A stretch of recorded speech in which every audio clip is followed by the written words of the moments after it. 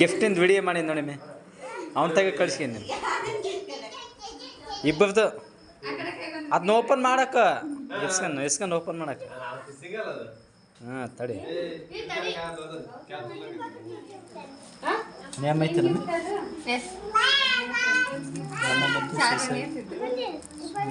ಶುಭ ಸಲ್ಲಿಸುತ್ತೆ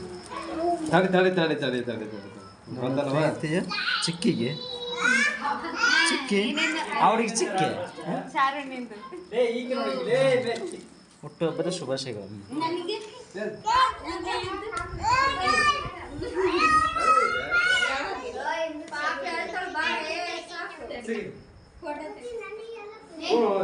time ಆಗ್ತದೆ ಇನ್ನೊಂದು 10 ನಿಮಿಷ ಇರುತ್ತೆ